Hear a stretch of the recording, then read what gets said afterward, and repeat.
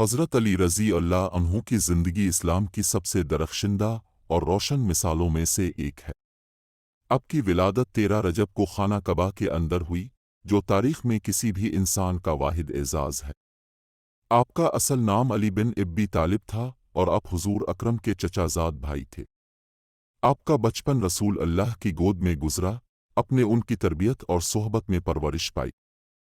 آپ نے اس وقت اسلام قبول کیا جب آپ کی عمر صرف 10 سال تھی اور یوں آپ پہلے کم سن مسلمان کہلائے۔ حضرت علی کا دل رسول اللہ سے والہانہ محبت سے بھرپور تھا اور اپنے کبھی بھی ان کی نصرت و حمایت سے پیچھے قدم نہیں ہٹایا۔ جب کفار مکہ نے رسول اللہ کو قتل کرنے کا منصوبہ بنایا اور وہ رات کو ہجرت کے لیے نکلے، تو آپ نے ان کے بستر پر سو کر اپنی جان کو خطرے میں ڈال دیا تاکہ رسول اللہ کی حفاظت ہو سکے۔ اس قربانی کی مثال پوری انسانیت کی تاریخ میں نہیں ملتی۔ آپ کی زندگی ہمیشہ ایثار، فداکاری اور وفاداری سے لبریز رہی۔ غزوہ بدر میں آپ نے کفار کے نامور پہلوانوں کو شکست دی۔ احد میں جب کئی لوگ پیچھے ہٹ گئے، حضرت علی رسول اللہ کے قریب ڈٹے رہے۔ غزوہ خندق میں عمرو بن عبدود جیسے طاقتور دشمن کو اپنے اکیلے مقابلے میں شکست دی اور خیبر کے دروازے کو اپنے ہاتھ سے اکھاڑ کر ایسی شجاعت کا مظاہرہ کیا جو قیامت تک یاد رکھا جائے گا۔ رسول اللہ نے فرمایا کہ میں علم کا شہر ہوں اور علی اس کا دروازہ ہے۔ یہ حدیث حضرت علی کے علمی مقام کی گواہی ہے۔ آپ کی فصاحت، حکمت اور عدل کی روشن جھلکیاں نہج البلاغہ جیسے عظیم مجموعے میں موجود ہیں۔ ان کے اقوال اور خطبات آج بھی ہر سچ کے متلاشی انسان کے لیے روشنی کا مینار ہے۔ رسول اللہ کے وصال کے بعد حضرت علی ہمیشہ دین اسلام اور امت کی بہتری کے لیے کوشاں رہے۔ حضرت عمر اور حضرت عثمان کے زمانے میں آپ مشیر خاص کی حیثیت سے رہنمائی کرتے رہے۔ حضرت عثمان کی شہادت کے بعد لوگوں نے حضرت علی سے خلافت کی بیعت کی۔ آپ نے خلافت کا بار بہت نازک حالات میں سنبھالا۔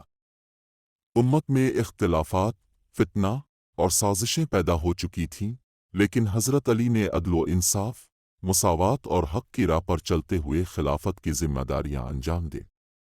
آپ کی خلافت میں کئی بڑے مرکے پیش آئے۔ جنگ جمل، جنگ صفین اور جنگ ناروان جیسے مشکل مراحل آپ کے دور میں پیش آئے۔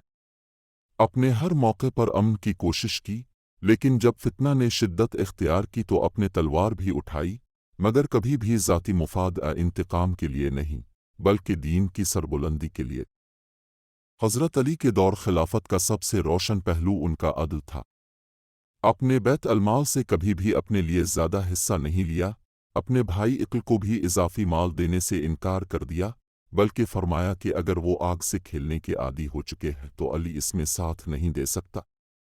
آپ کی زہد و تقوی ایسی اعلیٰ سطح پر تھی کہ خلیفہ ہوتے ہوئے بھی راتوں کو لوگوں کے گھروں میں آٹا اور خوراک پہنچاتے، یتیموں کے سر پر ہاتھ رکھتے اور اپنے ہاتھوں سے ان کے لیے کھانا پکاتے۔